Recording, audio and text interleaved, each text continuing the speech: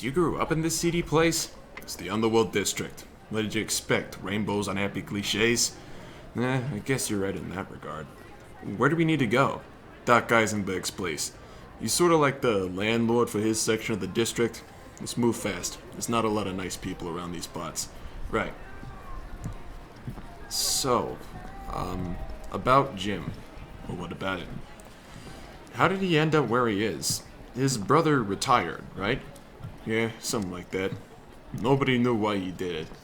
Grimm said he wanted to go into the theater business. Crazy, that one. Wrote an entire musical in one day, he did. Really? Well, was that any good? I don't know, man. We don't get stuff like that down here. Nobody does. Nearly broke poor Jim's heart to see him go, though. He struggles to live up to his brother's reputation, but he does a fine job. Always wishes Grimm could see where he was now. Wants to make him proud. Two of them were practically inseparable. Yeah, I can understand that. Well, I guess I'll be heading back soon. Back to my normal life, if you could call it that.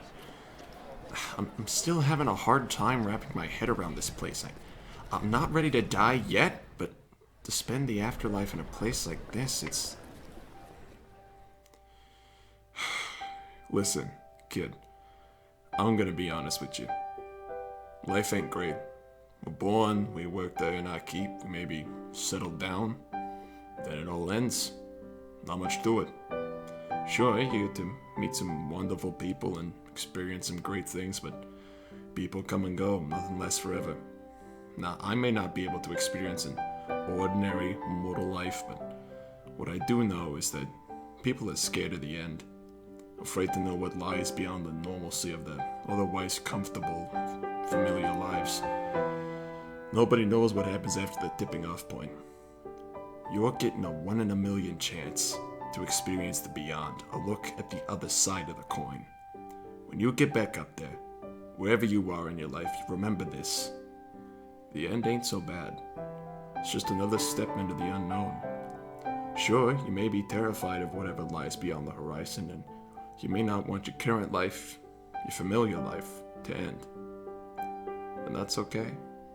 It's okay to be scared. But despite all that, despite all the gnawing fears and dangers your minds can conjure, you need to remember this. Everything's gonna be just fine. So, there it is. I've said my piece. Are you crying? Well, maybe just a little bit. Well, suck it up. That's the nicest I'm gonna be to you in this entire 10-minute adventure. Come on, we need to get moving. Alright, Eisenberg's place should be just up here. What was that? My best guess? Probably one of Eisenberg's experiments. Now, there's a couple of things you need to know about Eisenberg. First, the guy's totally cracked. Always trying out new experiments on his assistant, most of which end up terribly. Well, how terribly? Underworld District has to rebuild and reinforce parts of his apartment complex on the regular.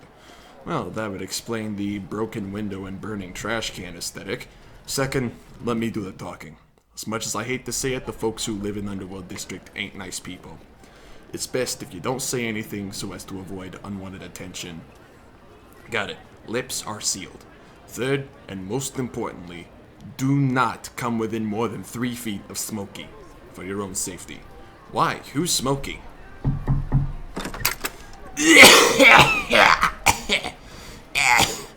What are you looking at? You need something?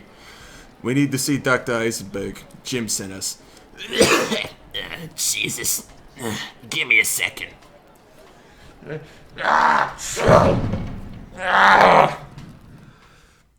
What was that? Did he just burst into flames?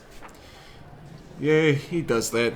Died during a house fire, but the smoke ended up killing him instead of the flames.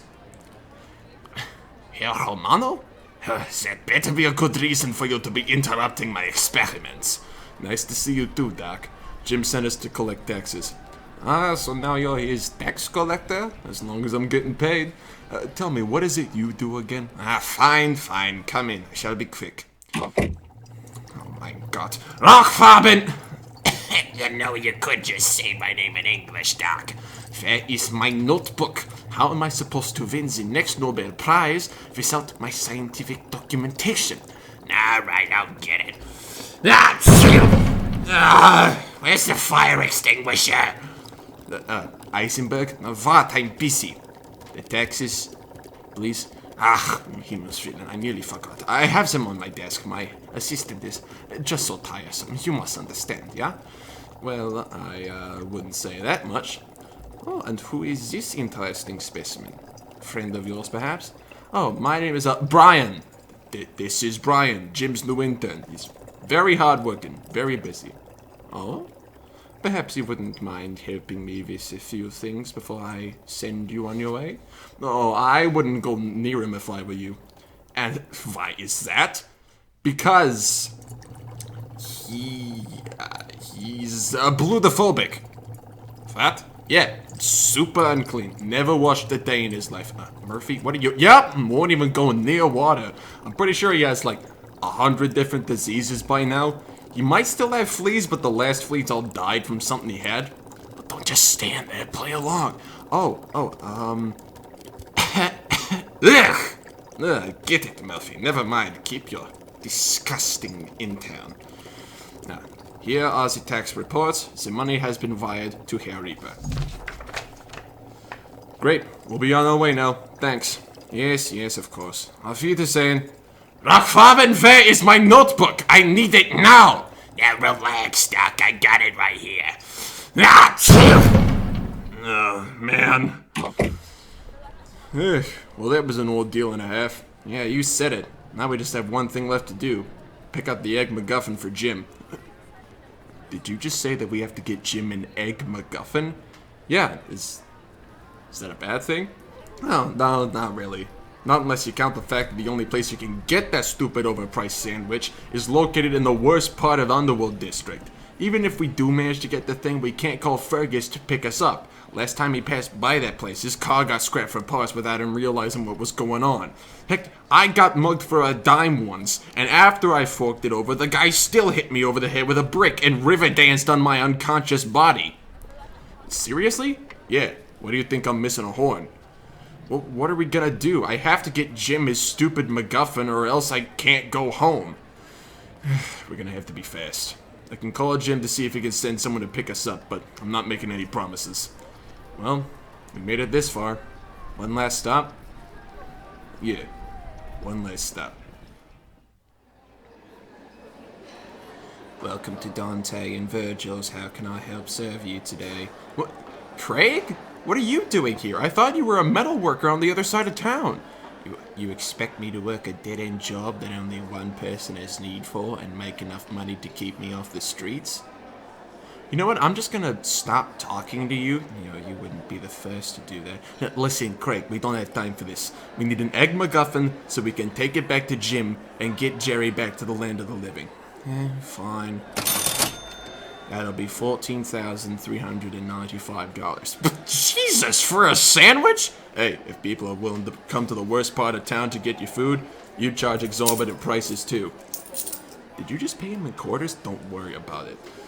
Alright, here. Enjoy it, I guess. Great. Come on, kid. Let's get out of here. I'll call Jim and hold on there, buddy. You ain't going nowhere. Murphy? Yeah, just a sec, I'm working on it. Jim hasn't picked up yet. So, the Reaper's gonna send you back to the real world, huh? I'm willing to bet that if we ice you two and take the MacGuffin to him, he can send us back to the living world instead. Hey, who said you could take him there? What if I want to go back? Well, I saw him first. He's mine, suckers! Oh, God. You sent him. Who are you talking about? And why does that car have no driver? Ha ha ha! Worry not, comrades! Karlov is here to take you to freedom! Is that car speaking to us? You know, someday asking questions is going to get you into a lot of trouble. Get in, quick. Take us back to Afterlife head offices. Carefully, Karlov. No time to be careful, comrade. Jim has told Karlov to take you to him with maximum speed. And that is just what Karlov shall do. Wait, who's driving? There's nobody in the seat. Karlov is Jim's personal automated vehicle. For some reason, the guy can't seem to drive safely. Heck, nobody's not really even sure if Jim made Karlov with the intent to drive safely. Who said anything about driving safely? Hold on to seats, comrades! Hoorah!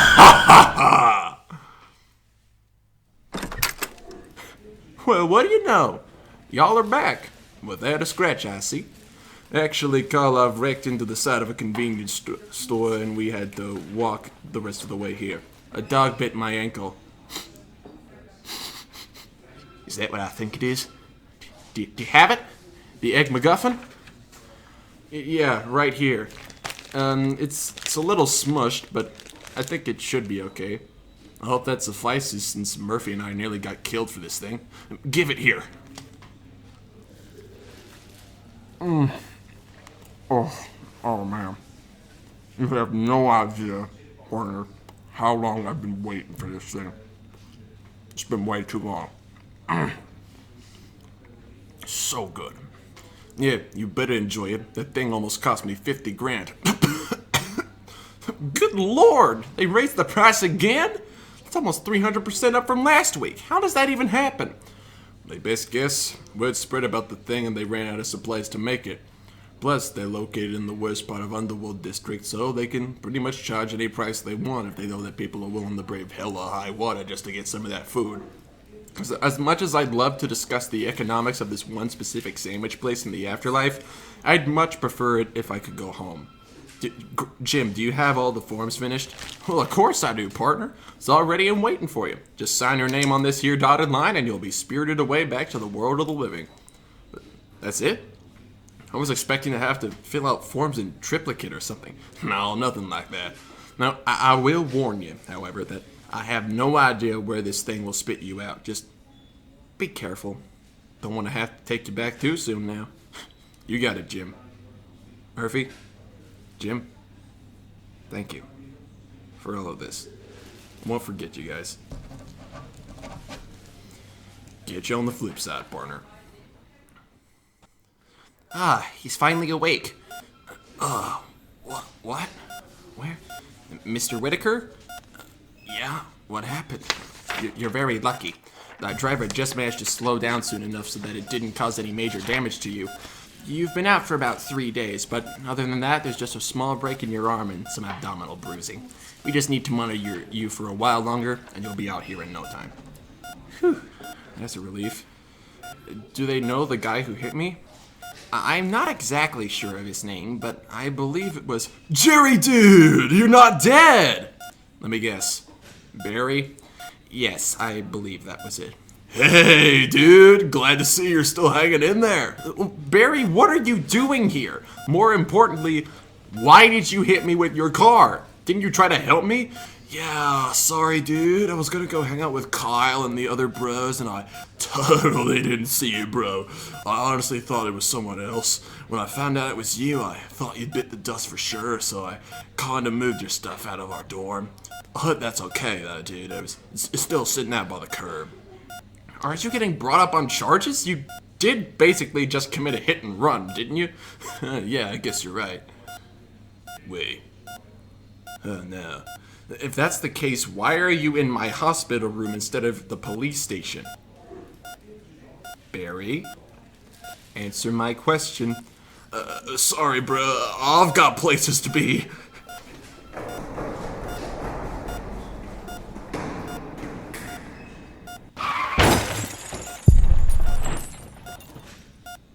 Medic!